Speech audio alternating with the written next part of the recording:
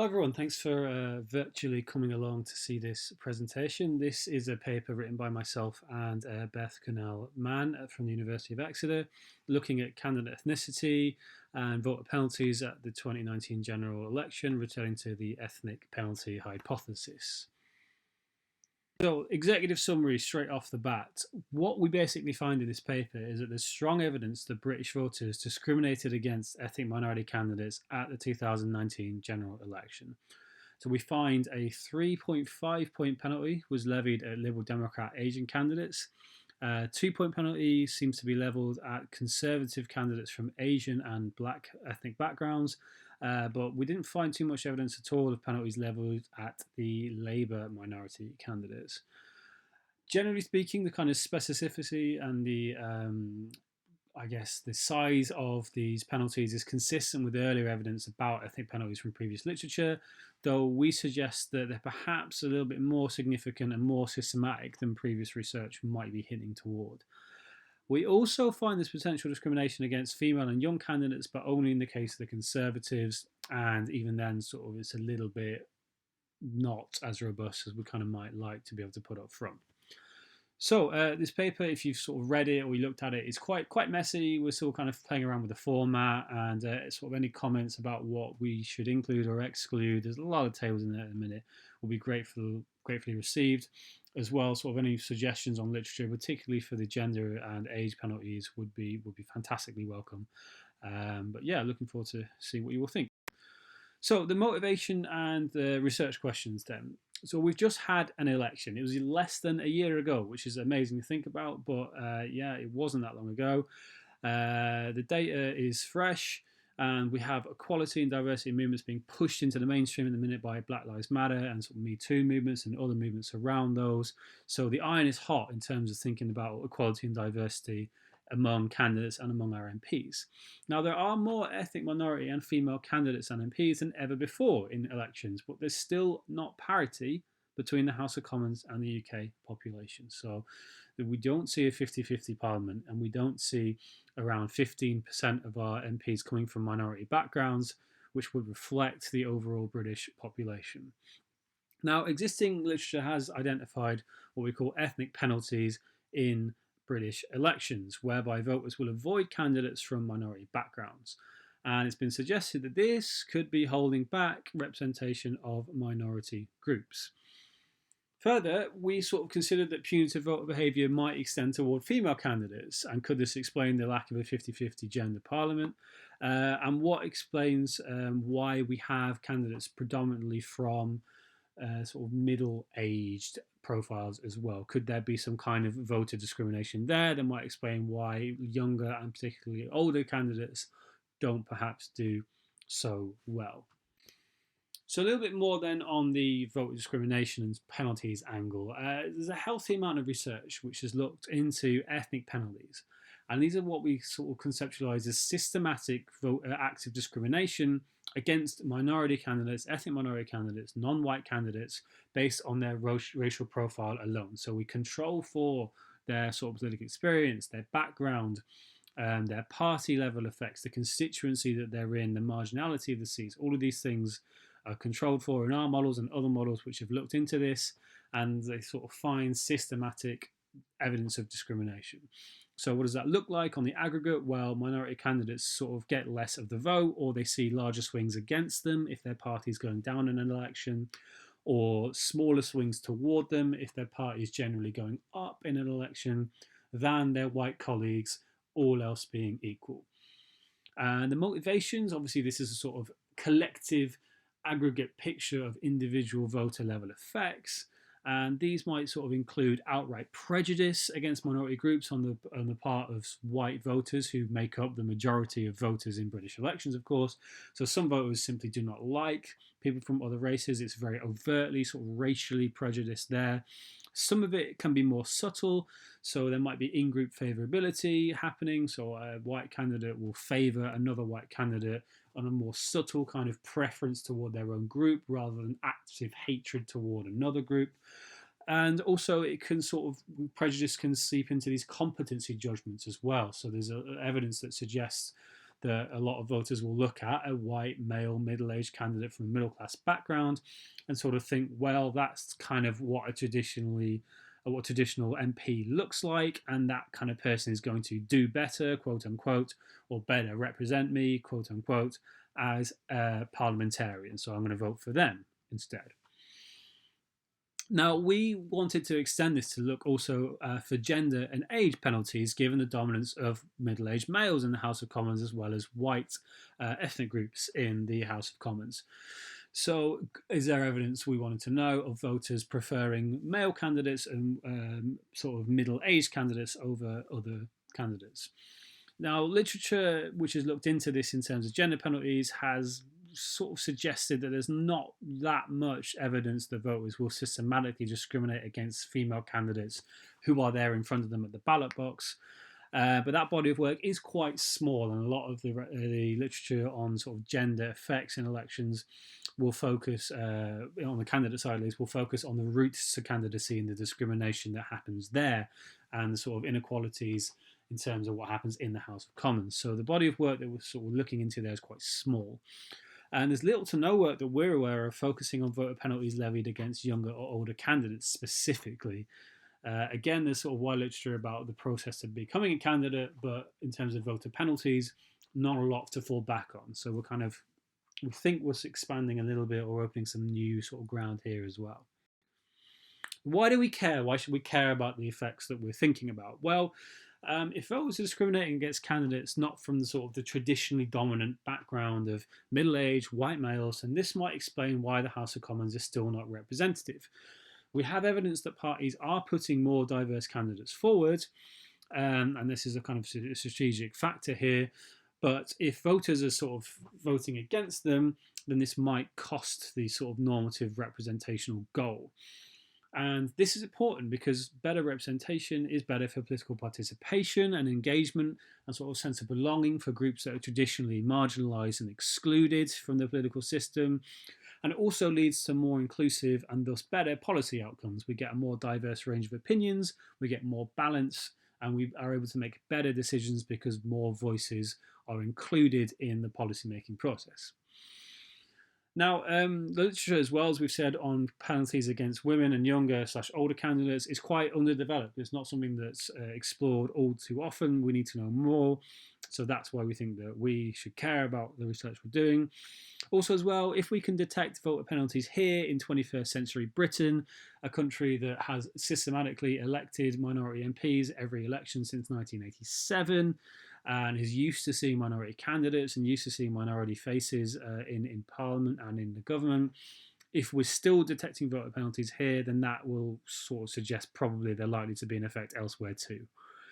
And finally, we think that, or we hope that parties can learn from the study and sort of try and preempt and reduce voter discrimination against their minority candidates. All right, so the data. We collected data on around 2,000 candidates. So this was led by Beth, supervised by myself, and assisted by Analysing and Negus as well. We worked in collaboration with the Parliamentary Candidate Studies. So that's Rosie, Jen, and Wolfgang. So thanks a bunch to those guys. We got funding from the Universities of Manchester as well. Maria Sovolevska up there, Exeter, Susan Banducci from Exeter. So we've got a lot of people that we need to thank for helping us put together this data. We're really, really grateful for all of that. And so we collected 2,000 candidates, and for the purpose of this analysis, we merged in the 2017 candidate data from the Parliamentary Candidate Study, and we also merged in the constituency level data and results data from the BBC General Election files. For the analysis, we excluded candidates who were not from the Labour, Conservative or Liberal Democrat parties. So mostly it was the SNP we excluded from our database because we didn't manage to collect too many candidates from the Greens or Plaid or a Brexit party. The reason being is that the SNP didn't field a single minority candidate at all in the 2019 general election, so they would just kind of go into the residual all the time and not be very useful for analysis. The candidates were categorised according to minority status, or whether yes or no they're from minority background, gender, male, female, and we also looked at major ethnic groups as well. So if they were whites, or from an Asian ethnic background, a black background, and sort of all others as well. We did collect data on ambiguous, unsure, or non-binary candidates in the gender sense, but these were not included in the analysis because there's sort of not a large enough body of them. So this is the pattern of candidacy in the 2019 general election. We can see that there's a median, sort of mean age of around 50, which differs very little by party. Men far outnumber women in the data, although there is a female majority among Labour candidates. Some candidates identified as non-binary. You can see there's 2 there. But we weren't able to sort of include them in the analysis, and 6 candidates we sort of weren't sure about their ethnic background. 10% of candidates were from minority backgrounds that we were able to identify, and Labour and the Conservatives were both above 10 in that ground, with the Liberal Democrats underneath 10 as well. So sort of pushing up toward the representation that we kind of need to reflect the British population, but not quite there yet. The distribution of candidates is very interesting, and these geographical variations are important for later modelling. So here's a map of every constituency in the UK, and it's coloured in grayscale depending on how many minority candidates we saw in those constituencies. And no surprises, London is right up there in terms of the most diverse. And also we can see that there are some minority candidates in sort of high concentration in the areas in the Midlands, East and West. And there's not too much going on in Scotland, Southwest, Wales, or the north of England either. So there's a lot of important variations there to consider. In terms of how the candidates distributed are among the parties and among the major ethnic groups, we can see that the Asian candidates are by far the most numerous, particularly in the Conservative Party and to an extent in the Labour and Liberal Democrat parties as well. Labour Party have by far the more black candidates than Liberal Democrats or the Conservatives. And generally speaking, the hierarchy is Asian candidates are the most frequent, followed by black candidates, followed by other ethnic groups, and those that we were sort of a bit unsure about as well. So our modelling strategy then. The change in the candidates' party's vote share between 17 and 19 is a dependent variable. So we're looking at the change in vote share. Sometimes that is the same candidate, so it's their vote share in 17 and in 19. Quite often, particularly challenger parties will change their candidates between elections. So no, it's not always the case. Our key independent variables, firstly, it's switching from a white candidate to a minority candidate between elections, and this kind of gives us this control experiment kind of scenario where we don't sort of capture too much where we have minority candidates who consistently stand and the population might be used to seeing them. The same with females as well, switching from females to male. So we get this sort of natural experiment where we have a control group of a white male candidate or a white candidate in 2019, and then in 17, sorry, and then in 2019 we get the sort of the minority / the female candidate come in. We couldn't do this, unfortunately, with the age group, so we just have to look at the mean change in young and senior candidates versus middle age for that. We're throwing a lot of control variables at the candidate, constituency, and party level, and we fit some Bayesian multi-level models where those regions that we saw a lot of variation on are at level 2.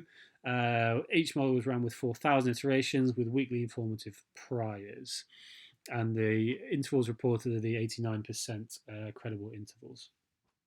So if we just look at the mean change before we look at any models, we can see that white candidates, everybody, by the way, is kind of down because in the 2019 general election relative to 2017, smaller parties did a lot better. So we think about the Green Party, they went up, the Brexit Party went up, the SNP as well went up. So everyone is kind of down on that aggregate metric, really. So white candidates are down by around, on average, 1 point, but minority candidates, we can see, are down by around 2 points between 2017 and 19. And if we introduce a minority candidate, that figure goes up to about minus 2.5. Male candidates are pretty much static, no change, but female candidates seem to be down by about 2% or 2 points. And if we introduce a female candidate where there was a male before, it's a minus 1.5 point drop. Middle-aged and young candidates are down by about half a point, but senior candidates are down by 2 points. So there's something in these descriptive statistics, which we then move on to modelling. So these are the full models with all the control variables fitted, and the regions are operating at level 2 here as well for some random effects. So we've got mixed effects here with our fixed effects down here for party and for which party was first and second in the election. Lots of factors, including if the Liberal Democrat defectors stood in the constituency, if we had the independent group, the Brexit Party, Unite to Remain, and then the sort of candidate level variables toward the top there. And what we can see is sort of the key sort of thing here in the table is this row here, where we see about a 1 point drop where we introduce a minority candidate where there was a white candidate before, controlling for all of these other effects, and the intervals there don't cross zero, the credible intervals. So we can suggest that there's decent evidence that there is a drop, substantively important drop in the vote share for when a minority candidate is introduced. We don't see much in terms of the gender penalty.